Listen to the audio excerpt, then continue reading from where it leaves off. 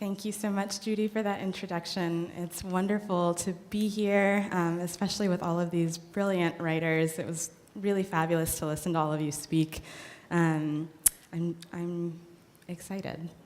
When I was a child, I read books. I'm borrowing that line from the great novelist and essayist Marilynne Robinson's book of the same name, but still, it's true.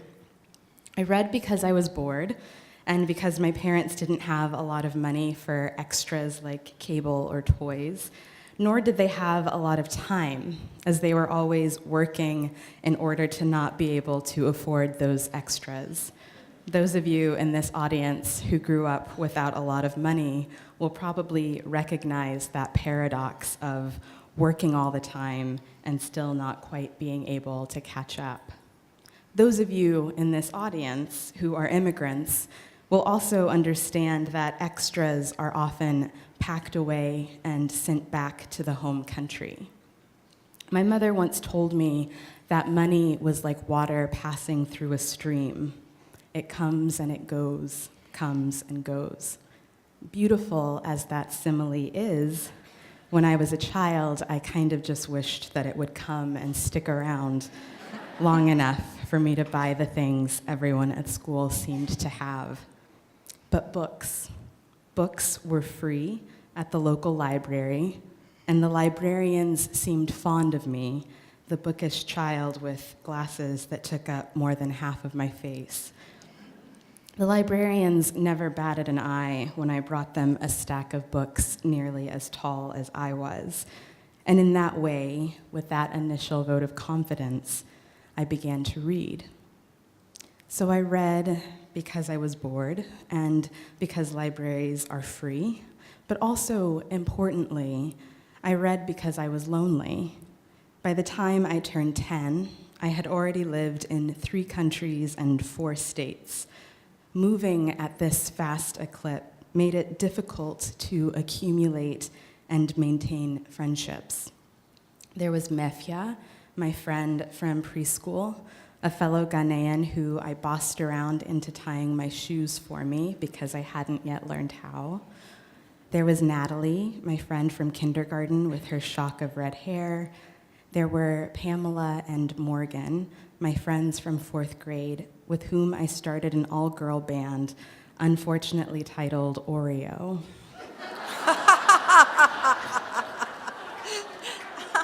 All of these friends were left behind as my family cut a path from top to bottom of America.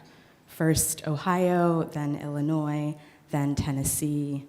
By the time we arrived in Huntsville, Alabama, I had learned something that not every child learns, that the world is vast and impermanent, that people can be in your life 1 minute and then gone the next, that identity is something that can be made and unmade, depending on where you are and who you're with.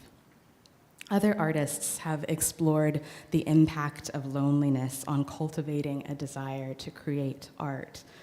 In her interview with James Lipton for Inside the Actors Studio, Julianne Moore discussed how her transient childhood, due to her father's military service, led to a love of books, which blossomed into a love of art. Van Gogh famously considered loneliness a necessary condition for the creation of art. As for my part, I cannot say that I truly believe that loneliness made me a writer, or that I find loneliness necessary or conducive to the act of writing itself. But I will say that most days of my own transient childhood, I felt unknowable and unseeable. And the only solace I could find from that feeling was within the pages of books. Though loneliness and boredom brought me to the well of books, they were not the things that made me drink from the water. Over time, I started to discover something more than company within the pages of books. I had started to find a kind of way of thinking, lessons on living and how to see the world. When I was 5 years old, my father, ever the professor, had me write a book report on the book that I was reading, The Rainbow Fish. You may have heard of this illustrious classic about a beautiful fish with glittery rainbow-colored scales. The book report I handed my father read something like this. The Rainbow Fish is a book about a beautiful fish with glittery colored scales. It is a very good book. If you'd like to know more about the book, read it yourself.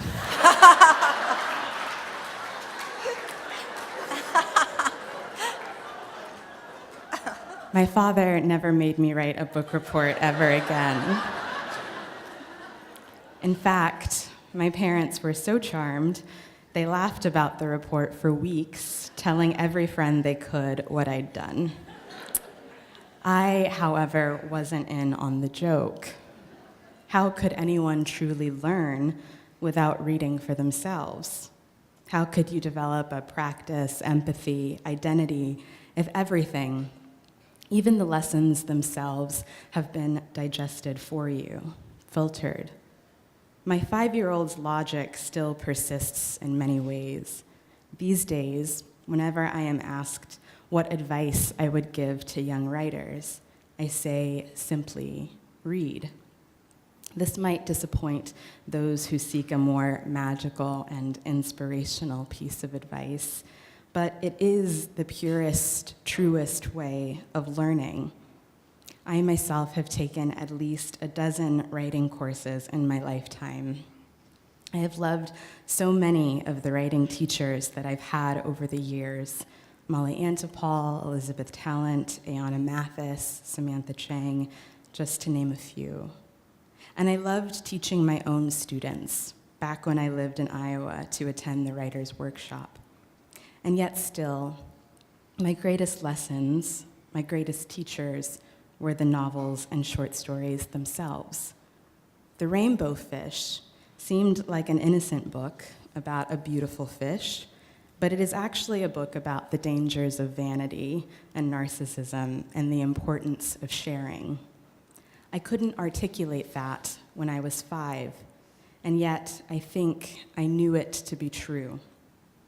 In 2012, in a New York Times article titled "Your Brain on Fiction," writer Annie Murphy Paul writes that the brain, it seems, does not make much of a distinction between reading about an experience and encountering it in real life.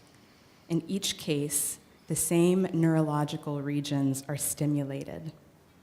She goes on to say, indeed, in one respect, novels go beyond simulating reality to give readers an experience unavailable off the page, the opportunity to enter fully into other people's thoughts and feelings. It is my belief that even when we don't feel as though we are getting anything out of the experience of reading, we are. For example, years ago, I fell in love with a children's book called Hitty, Her First 100 Years by Rachel Field. In the book, a doll named Mehitabel, Hitty for short, is hand-carved out of mountain ash wood for a little girl named Phoebe. We then follow Hitty as she is passed from owner to owner, country to country for the first 100 years of her life.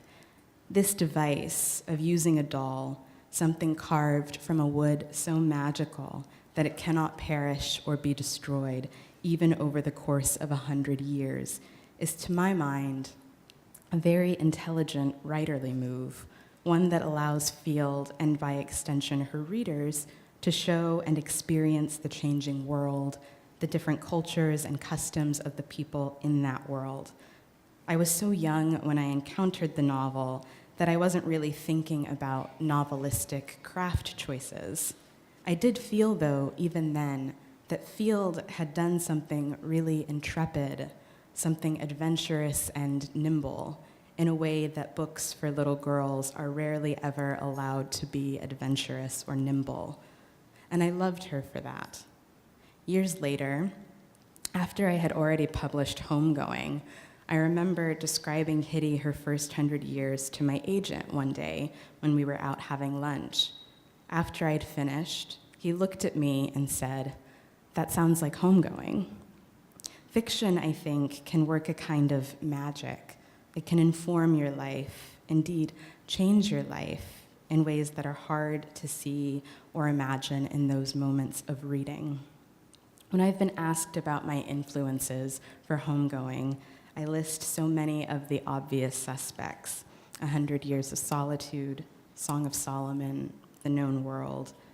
But I think there is also a bit of everything I've ever read in this novel: the incandescently wonderful and even the tremendously awful, all of which have acted on me in ways impossible to articulate. Homegoing began for me in 2009, though, as I've implied here, it probably began much earlier than that. I don't know if there is ever really a clearly defined beginning to the work of novel writing. But setting that aside, in 2009, I received Stanford University's Chapeluggi Scholarship. On the undergraduate website, the scholarship is described as one that, quote, provides funding for full-time immersive projects in the humanities, creative arts, and qualitative social sciences during the summer after your sophomore year. I had applied for the scholarship with the hopes of beginning a novel. The other day, I found my grant proposal in my old files, and though it makes me cringe a little to read things I wrote when I was a teenager, I'll share some of that proposal with you now. The novel is to be set in both Ghana and the United States, and it's told through the perspective of the teenage daughter who is trying to understand the complexities of her relationship with her mother. The novel includes stories that the mother has told the daughter about her time in Ghana, evoking a sense of both Ghanaian landscape and culture. Miraculously, someone saw fit to give me the scholarship, even though later on in this proposal, I go on to more or less admit that I had no idea what I actually wanted to write about. To that end, unsurprisingly, when I got to Ghana, I felt completely lost. I was staying with my aunts and uncles and cousins who had been warned by my parents that I was incredibly shy, an artist type who was not too keen on talking or people. Because of this, my family in Ghana treated me more or less as though I were mute, giving me lots of space and encouraging me to write in the little green journal I was keeping. I was miserable until a friend came to visit, and by the incredible force of inertia that such visits can produce, asked if I would like to go see the Cape Coast Castle. For those of you who don't know, the Cape Coast Castle is a slave fort that still stands in Cape Coast, Ghana. While many people, when thinking about the history of the transatlantic slave trade, think of Great Britain as the main colonial power, it is interesting to note that the castle was actually first built by the Swedes, then taken over by the Dutch, and then taken over again, finally, by the British, where it became the seat of British colonial rule in the Gold Coast. My tour of the castle, which took place only a few days after the Obama family's tour, was the experience that informed the creation of Homegoing. On that tour, the guide spoke to us about how the British soldiers who lived and worked in the castle at the time used to marry the local women. From there, he took us down to see the dungeons. And I wish I could describe to you what it felt like to stand in those dungeons. They still smell. Even though centuries have passed, they're still covered with grime. The death can't be washed away from those walls. I knew that day in the castle that I wanted to write about this history. But over the course of the 7 years that I worked on this novel, my project grew and grew. In part, I think, because the more I wrote about and studied the past, the more concerned I became with our present. And the more I thought about the present, the more I started to see how inextricably tied it is to our past. For those of you who don't know, Homegoing is a novel that follows the family lineage of two half-sisters, born in Ghana in the 18th century. Afia, the first half-sister, is the wife of the British governor of the Cape Coast Castle. Essie, the second half-sister, is kept in the castle as a slave before being sent to America. The novel then follows down the line of Afia and Essie's descendants, one offspring after another, ending in the present day. In the early days of writing this novel, I used to describe the structure as a fishtail braid, two sections feeding into each other, one after another. The beginning of the novel was quite clear to me from the very start. After that day in the Cape Coast Castle, I knew I wanted to juxtapose the lives of the two women who had lived there, one as a slave, the other as a wife.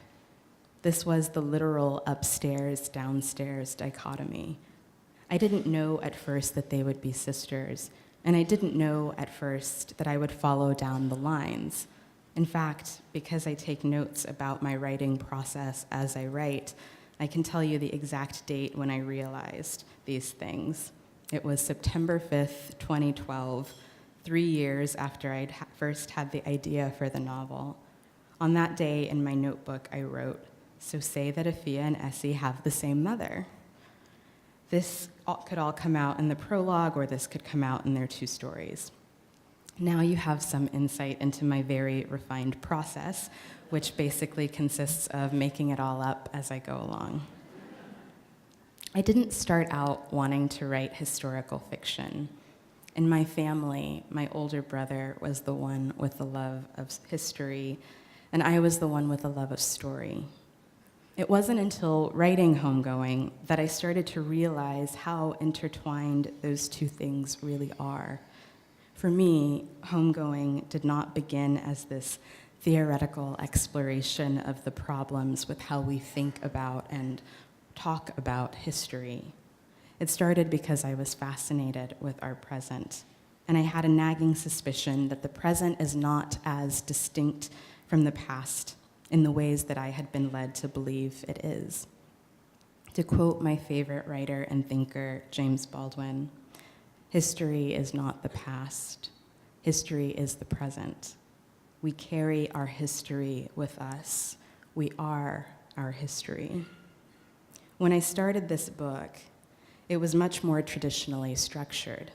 It was a book about two Black people, one a Ghanaian American immigrant, the other an African American, who were navigating race in America today while looking back at the lives of their ancestors, two women in 18th century Ghana, one a wife of a British soldier, the other a slave.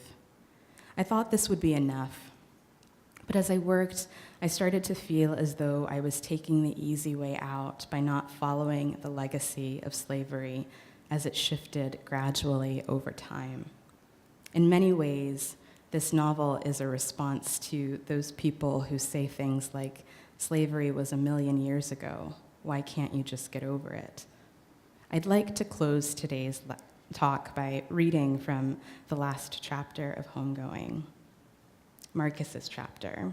Marcus is a PhD candidate in sociology at Stanford University, and his struggles with his research indeed reflect my own struggles with writing this book. Originally, he'd wanted to focus his work on the convict leasing system that had stolen years off of his great-grandpa H's life. But the deeper into the research he got, the bigger the project got. How could he talk about great-grandpa H's story without also talking about his grandma Willie and the thousands of other people who had migrated north, fleeing Jim Crow? And if he mentioned the Great Migration, he'd have to talk about the cities that took that flock in. He'd have to talk about Harlem. And how could he talk about Harlem without mentioning his father's heroin addiction, the stints in prison, the criminal record? And if he was going to talk about heroin in Harlem in the 60s, wouldn't he also have to talk about crack everywhere in the 80s? And if he wrote about crack, he'd inevitably be writing, too, about the war on drugs. And if he started talking about the war on drugs, he'd be talking about how nearly half of the black men he grew up with were either on their way into or out of what had become the harshest prison system in the world. And if he talked about why friends from his neighborhood were doing 5-year bids for possession of marijuana when nearly all of the white people he'd gone to college with smoked it openly every day, he'd get so angry, he'd slam the research book on the table of the beautiful but deadly silent Lane reading room of Green Library of Stanford University. And if he slammed the book down, then everyone in the room would stare, and all they would see would be his skin and his anger, and they'd think they knew something about him. And it would be the same something that had justified putting his great-grandpa H in prison, only it would be different too, less obvious than it once was. When Marcus started to think this way, he couldn't get himself to open even one book. Thank you again.